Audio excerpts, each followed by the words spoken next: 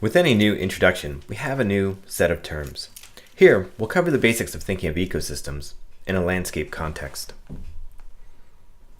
Spatial patterns control ecological processes at all scales. What this means is that whenever we're thinking about ecological processes, especially those in ecosystems, that we need to think about spatial patterns, both within ecosystems and among ecosystems. Now, the authors introduced the term of landscape, and this is a common word that we use, but it has a definition here or a meaning here that we're going to use when that word is used. So landscapes are mosaics of patches that differ in ecologically important properties. So here's some key terms here. It's going to be a mosaic, and we're going to think of them as patches that differ in properties. So when we think of landscape, we're thinking of an actual place on the ground. And to be honest, there's little functional difference between thinking about landscapes and ecosystems. It's more a broader view of an ecosystem, where often an ecosystem is thought of as an individual patch, and then we have a mosaic of patches that exist on the landscape. So any one of these can be considered an ecosystem, or we can broaden that ecosystem approach out to a broader and broader area. So functionally, there's nothing unique about thinking about landscapes or doing landscape ecology over and above ecosystem ecology. It's only that it's an actual place on the ground, and it really focuses in on some of the spatial arrangement of different processes. When we study landscapes, we often talk about landscape ecology. And landscape ecology is said to address the causes and consequences of spatial heterogeneity. So this is definitely a field that really is focused in on spatial patterns. But still, as we talk about landscape ecology, it's all within ecosystem ecology. We're still thinking about processes and patterns associated with energy and materials.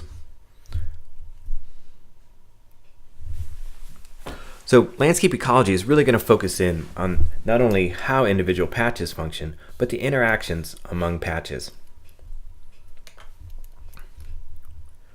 And think about the behavior and functioning of landscapes as a whole, which is the same thing we do in ecosystem ecology. Whereas normally with ecosystems, we look for a localization of interaction or an area that has processes that are going to be similar to other processes that exist on the landscape elsewhere. But when we do landscape ecology, we're thinking about the functioning of individual patches or ecosystems, but also the weaker interactions among those patches that end up being important for the functioning of any one individual patch. Now, the idea that landscape ecology and spatial patterns are important at a whole range of scales really just gets at the idea of the correspondence between spatial scale and temporal scale. So these are temporal and spatial scales at which different ecosystem processes occur. So we can take an ecosystem approach to an individual organism, for example, both for its leaves, and we talked about stomatal closure, for example, being an ecosystem process that happens on a small scale and a small time scale. We've got individual plant that might occur on the meter scale, and variation in allocation then occurs on the daily scale. And then as we move up, we have all of these other ecosystem processes, like succession, for example, that occurs on relatively larger spatial scales and over longer time periods. This is just to reinforce the idea that when we take a look at the arrangement of different patches and think about their interactions, that can happen on a wide variety of temporal and spatial scales. One of the things that becomes apparent when we think about spatial variation is the existence of hotspots.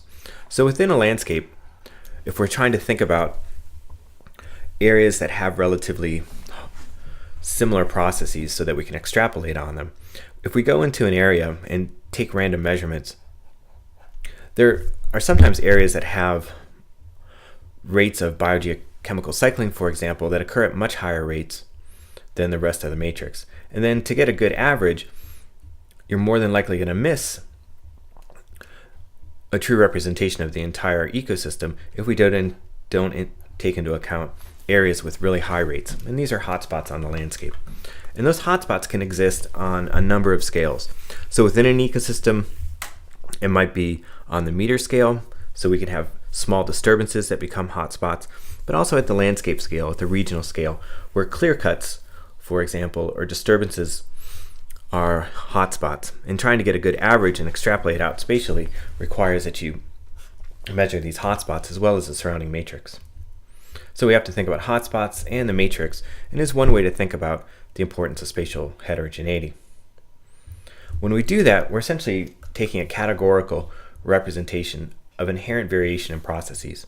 So there might be a full range in processes that we see, but at the same time, we might just think of them as places where it happens at a relatively low rate and a relatively high rate. And that's a way to categorically extrapolate out. And that's when we think about hotspots as discrete units that have higher rates than other places. There's a whole list of examples of different hotspots in the book. For example, clear cuts in the Amazon being hotspots for nitrous oxide release. But also when we think about this for hotspots, there's hotspots of methane flux. And ponds behind beaver dams are areas where you can get hotspots of methane release. So if you want to look at how much methane comes out of a broader landscape, you really need to zone in, focus in on those areas where methane release is going to be highest. And going into the uplands and looking for methane is not going to be a very effective way of categorizing how much methane is coming out of a system. In addition to just trying to quantify the spatial variation that we see in different ecosystem processes, we also want to take a look and think about the interactions among patches. And those interactions among the patches are governed by a couple of factors. One of those is patch size. And we know that small patches and large patches are going to have different processes because different factors are going to be included in a small patch versus a large patch. In addition, there's patch shape. And it's actually the shape of these patches that turn out to be important. And I think the authors use an example of different lakes, but just in general, if we think about it, for two areas of the same area, having a shape like this gives you a much higher edge to interior ratio than if it's more circular or more square. For lakes, there's also differences in sizes and shapes. This is a remote sensing image from northern Minnesota, and when I thought about this, this is a place that we used to frequent, which was Long Lake. And it's pretty aptly named because you can see that it has a long linear shape, as opposed to somewhere like Heart Lake, which was a lot more rounded, or Gill Lake. So it was an old joke in Minnesota that when you wanted to go fishing, you had a good day and then people asked you where you went fishing. If you didn't want to let them know exactly where that was, you could just tell them that you went to Round Lake or Long Lake, something like that, because there were hundreds of round lakes in the state and hundreds of long lakes. But you could see that these are areas where, if you're thinking about the shape being important, we have a wide range of different shapes of ecosystems. And the same thing occurs for patches too. So here's a clear cut that looks more long and linear, one that's a lot more compact in that sense. And it's not only the spatial arrangement, size, but also the shape of these patches that turn out to be important for processes. So a long lake, for example, is going to have just a much higher edge to interior ratio. So there's a lot of shoreline in a place like Long Lake. This portion of Gill Lake, for example, for an equal area, just doesn't have as much shoreline. And if shoreline is an important component of how that lake functions, you're going to get much different functioning between those two lakes. So we talked about patch shape, we talked about patch size, and there's also patch arrangement. And we hit on this briefly, but there's just inherent differences for having different patch arrangements.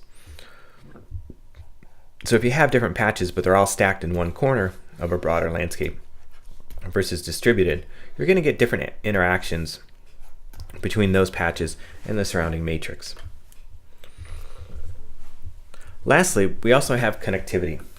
And this gets at the arrangement side of things. But essentially, if you have two patches, it's important to know what the types of connections are going to be between those two patches and how functionally isolated they are. Because we think about different interactions that occur. If two ecosystems are not connected, there's a lot less likely chance that you're going to have interactions between those ecosystems. And the dynamics of one patch within an ecosystem or one ecosystem affects the other one. So connectivity is another factor to think about. And this connectivity is really important for organisms. And landscape ecologists spend a lot of time thinking about the different patterns of connectivity among ecosystems for different types of organisms, with the idea that the more well-connected things are, in some cases, the better it would be for the functioning. In others, when you have good connections between ecosystems, you're more likely to get non-native species or invasive species that are able to get from one patch to another. So for something like rare habitats and butterflies, having two connected ecosystems allows exchange of butterflies between those two patches. And that would seem to be a good thing. And you can imagine that the dynamics in this one patch for butterflies could have impacts over here. And those species that it pollinates their dynamics could be connected. But if these same two patches were lakes and we were thinking about zebra mussels, that would be a situation where connectivity would be bad, because it's going to increase the likelihood of spread of zebra mussels from one lake to another. So connectivity is important, and it's not necessarily always better that things are connected. Sometimes it's better to keep them isolated. But that being said, we need to think about how much connectivity there is, which increases the likelihood of interactions among patches.